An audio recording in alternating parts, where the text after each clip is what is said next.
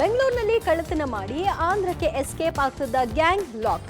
ಮಲೆ ಮಹದೇಶ್ವರನ ಹುಂಡಿಗೆ ಕೈ ಹಾಕಿ ಖಾಕಿ ಬಲೆಗೆ ಬಿದ್ದ ಖದೀಮರು. ಕಾದಾಟದಲ್ಲಿ ದಂತ ಮುರಿದುಕೊಂಡ ಕಾಡಾನೆ. ಮತ್ತಷ್ಟು ಸುದ್ದಿ ಡೀಟೇಲ್ಸ್ ಕರ್ನಾಟಕ ಟಾಪ್ 20ಯಲ್ಲಿ. ಸೋಷಿಯಲ್ ಮೀಡಿಯಾ ಬಳಕೆ ಮಾಡೋರು ಎಷ್ಟೇ ಎಚ್ಚರಿಕೆಯಿಂದ ಇದ್ರೂ ಸಾಕಾಗೋದಿಲ್ಲ. ಫೇಸ್ಬುಕ್ ಹಾಗೂ ಇನ್ಸ್ಟಾಗ್ರಾಮ್ ಅಕೌಂಟ್ಗಳನ್ನ ಹ್ಯಾಕ್ ಮಾಡಿ ವಂಚನೆ ಮಾಡ್ತಾ ಇರೋರ ಸಂಖ್ಯೆ ಹೆಚ್ಚಾಗ್ತಾ ಇದೆ. ಸೀರಿಯಲ್ ನಟ ಸ್ಕಂದ ಅಶೋಕ್ ಎಂಬುವರು ಅಕೌಂಟ್ ಹ್ಯಾಕ್ ಮಾಡಿ ವಂಚಕರು ದುರ್ಬಳಕೆ ಮಾಡಿಕೊಂಡಿದ್ದಾರೆ. ಘಟನೆ ಸಂಬಂಧ ಮೈಕ್ರೋ ಲೇಔಟ್ ಠಾಣೆಯಲ್ಲಿ ಕೇಸ್ ದಾಖಲಾಗಿದೆ. ಘಟನೆ ಬಗ್ಗೆ ದೂರಿನಲ್ಲಿ ತಿಳಿಸಿರುವಂತಹ ನಟ ಸ್ಕಂದ ಅಶೋಕ್, ವಂಚಕರು ತಮ್ಮ ಫಾಲೋವರ್ಗಳಿಗೆ ಮಿಸ್ಲೀಡ್ ಮಾಡ್ತಿದ್ದಾರೆ. ಮೆಸೇಜ್ ಮಾಡುವ ಮೂಲಕ ಒಳ್ಳೆ ಲಾಭದ ಕೆಲಸ ಕೊಡಿಸುವುದಾಗಿ ಹೇಳುವುದರ ಜೊತೆಗೆ ಹಣದ ಡಿಮ್ಯಾಂಡ್ ಮಾಡುವ ಮೂಲಕ ವಂಚನೆಗೆ ಮುಂದಾಗಿದ್ದಾರೆ. ಲಾಗಿನ್ ಲೊಕೇಶನ್ ಚೆನ್ನೈ ಹಾಗೂ ಬೆಂಗಳೂರು ಮತ್ತು ನೈಜೀರಿಯಾ ಅಂತ ಪತ್ತೆಯಾಗಿದೆ ಅಂತ ದೂರಿನಲ್ಲಿ ತಿಳಿಸಿದ್ದಾರೆ.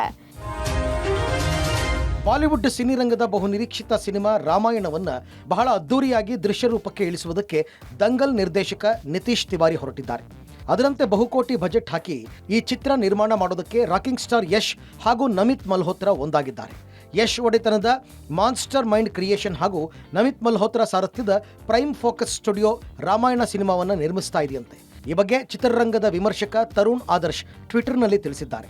ಆದರೆ ಯಶ್ ಈ ಬಗ್ಗೆ ಅಧಿಕೃತ ಘೋಷಣೆ ಮಾಡಿಲ್ಲ. ಬೆಂಗಳೂರಿನಲ್ಲಿ 10 ದಿನ ಕಳ್ಳತನ ಮಾಡಿ ಆಂಧ್ರಕ್ಕೆ ಎಸ್ಕೇಪ್ ಆಗ್ತಾ ಇದ್ದ ಕುಖ್ಯಾತ ಮೊಬೈಲ್ ಕಳವು ಮಾಡ್ತಾ ಇದ್ದ ಗ್ಯಾಂಗ್ ಅನ್ನು ವೈಟ್ ಫೀಲ್ಡ್ ಪೊಲೀಸರು ಹೆಡೆಮುರಿ ಕಟ್ಟಿದ್ದಾರೆ. ಬಂಧಿತರಿಂದ 30 ಲಕ್ಷ ಮೌಲ್ಯದ 107 ಮೊಬೈಲ್ ಅನ್ನು ವಶಕ್ಕೆ ಪಡೆದಿದ್ದಾರೆ. ಬಿಎಂಟಿಸಿ ಕೆಎಸ್ಆರ್ಟಿಸಿ ಬಸ್ನಲ್ಲಿ ಪ್ರಯಾಣಿಸುವವರೇ ಈ ಗ್ಯಾಂಗ್ನ ಟಾರ್ಗೆಟ್. ಕದ್ದ ಮೊಬೈಲ್ ಅನ್ನು ಆಂಧ್ರದಲ್ಲಿ ಗ್ಯಾಂಗ್ ಮಾರಾಟ ಮಾಡ್ತಾ ಇದ್ರು.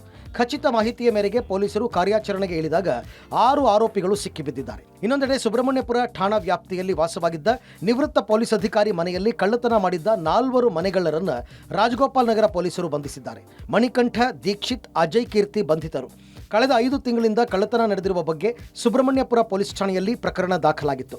ಮಾರ್ಚ್ 27ರಂದು ಲಗ್ಗೆರೆ ಬಳಿ ಗಸ್ತಿನಲ್ಲಿದ್ದ ರಾಜಗೋಪಾಲ್ ನಗರ ಪೊಲೀಸರು ಅನುಮಾನಾಸ್ಪದವಾಗಿ ಓಡಾಡ್ತಾ ಇದ್ದ ದೀಕ್ಷಿತ್ ಮತ್ತು ಅಜಯ್ನನ್ನ ವಶಕ್ಕೆ ಪಡೆದಾಗ ಜೇಬಿನಲ್ಲಿ ಬೆಳ್ಳಿ ವಸ್ತುಗಳು ಪತ್ತೆಯಾಗಿತ್ತು. ಈ ವೇಳೆ ಹೆಚ್ಚಿನ ವಿಚಾರಣೆ ವೇಳೆ ನಾಗರಾಜ್ ಮನೆ ಕಳ್ಳತನ ಮಾಡಿರೋದನ್ನು ಆರೋಪಿಗಳು ಒಪ್ಪಿಕೊಂಡಿದ್ದರು. ಮಣಿಕಂಠ ರೌಡಿ ಚಟುವಟಿಕೆ ಸೇರಿ ಮನೆಗಳ್ಳತನದಲ್ಲಿ ಈ ಹಿಂದೆ ಅರೆಸ್ಟ್ ಆಗಿದ್ದ. ಸದ್ಯ ಬಂಧಿತರಿಂದ 470 ಗ್ರಾಂ ಚಿನ್ನಾಭರಣ, 500 ಗ್ರಾಂ ಬೆಳ್ಳಿ ಹಾಗೂ 50,000 ನಗದು ಸೇರಿದಂತೆ 28 ಲಕ್ಷ ಮೌಲ್ಯದ ವಸ್ತುಗಳನ್ನು ವಶಕ್ಕೆ ಪಡೆಯಲಾಗಿದೆ. ಕದ್ದ ಹಣ, ಚಿನ್ನಾಭರಣ ಅಲ್ಪ ಸ್ವಲ್ಪ ಮಲೆ ಮಹದೇಶ್ವರನ ಹುಂಡಿಗೆ ಹಾಕಿ ಬೇರೆ ಪ್ಲಾನ್ ಮಾಡ್ತಾ ಇರುವಾಗಲೇ ಕಳ್ಳರು ಸಿಕ್ಕಿಬಿದ್ದಿದ್ದಾರೆ. ಕಿರಣ್, ನಾಣಿ, ಆನಂದ್ ಸಿಕ್ಕಿಬಿದ್ದಿರುವಂತಹ ಖದೀಮರು.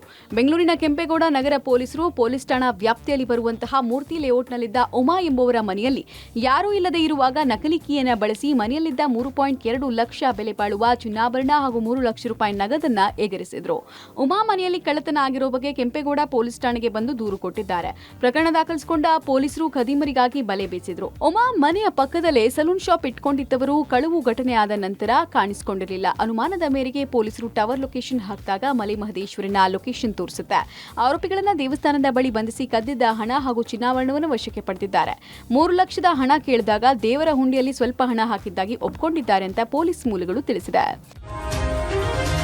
ಹಾಸನ ಭಾಗದಲ್ಲಿ ಕಾಡಾನೆ ದಾಂಧಲೆ ಪ್ರಕರಣಗಳು ಮುಂದುವರೆದಿದೆ. ಹಾಸನ ಜಿಲ್ಲೆ ಬೇಲೂರು ತಾಲೂಕಿನ ಕಡೆಗರ್ಜೆ ಗ್ರಾಮದಲ್ಲಿ ಮದಗಜಗಳ ಕಾದಾಟದ ವಿಡಿಯೋ ವೈರಲ್ ಆಗಿದೆ.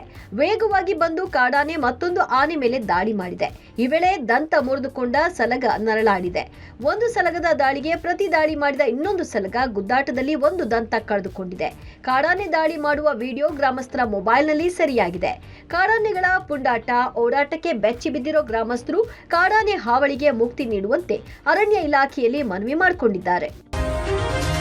ಡಾಕ್ಟರ್ ರಾಜ್ಕುಮಾರ್ 18ನೇ ವರ್ಷದ ಪುಣ್ಯ ಸ್ಮರಣೆ ನಡೆಯಿತು. ಕಂಠೀರವ ಸ್ಟುಡಿಯೋದಲ್ಲಿರುವ ಅಣ್ಣವರ ಸಮಾಧಿಗೆ ಪೂಜೆ ಸಲ್ಲಿಸುವ ಮೂಲಕ ರಾಜ್ಕುಮಾರ್ ಅಭಿಮಾನಿಗಳು ಅಗಲಿದ ಅಣ್ಣವರನ್ನ ನೆನೆದರು.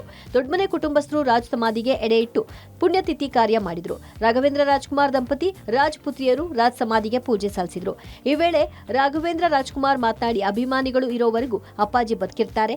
ಆದರೂ ಮೊಮ್ಮಕ್ಕಳ ಸಿನಿಮಾಗಳನ್ನ ನೋಡಲು ಇರಬೇಕಿತ್ತು. ಒಂದೊಂದ್ಸಲ ನಮ್ಮ ಕುಟುಂಬದಲ್ಲಿ ನಡೆದ ಸಾವು ನೋವು ನೆನೆಸ್ಕೊಂಡ್ರೆ ಅವರು ಇದ್ದಿದ್ರೆ ಅದನ್ನ ಸಹಿಸ್ಕೊಳ್ತಿರ್ಲಿಲ್ಲ ಅಂತಾನೂ ಅನ್ಸುತ್ತೆ ಅಂದ್ರು. ಪ್ರತಿದಿನ ಮಿಸ್ ಮಾಡ್ಕೋತಾ ಇದ್ದೀವಿ. ಕೆಲವು ಜಾಗಗಳಲ್ಲಿ ಅವ್ರು ಇದ್ದಿದ್ರೆ ಎಷ್ಟು ಖುಷಿ ಪಡೋರು ಅಂತ ಅಂದ್ಕೊಂಡ್ರೆ, ನನ್ನ ತಮ್ಮ ರಾಜ್ಕುಮಾರ ಪಿಕ್ಚರ್ ನೋಡಿದಾಗ ಅವರೇನಾದ್ರು ಇದ್ದಿದ್ರೆ ಎಷ್ಟು ಖುಷಿ ಪಟ್ಬಿಡೋರು ಅಂತ. ನನ್ನ ಮಕ್ಕಳು ಸಿನಿಮಾಗೆ ಬಂದಾಗ ಅಂದರೆ ಅವ್ರಿಗೆ ಮೊಮ್ಮಕ್ಕಳು ಆಗ್ತಾರೆ, ಎಷ್ಟು ಖುಷಿ ಪಟ್ಟಿರೋರು. ಮೊನ್ನೆ ಒಂದು ಸರಳ ಪ್ರೇಮ ಕಥೆ ಆಯಿತು, ದೊಡ್ಡ ಮಗಂದು, ಚಿಕ್ಕ ಮಗಂದು ಯುವ ಆಯಿತು. ಇದು ನೋಡಿದರೆ ಎಷ್ಟು ಖುಷಿ ಪಡೋರು. ಈ ಖುಷಿಲಿ ಅವ್ರು ಇಲ್ವಲ್ಲ ಅಂತ ಭಾಳ ನೋವಾಗುತ್ತೆ.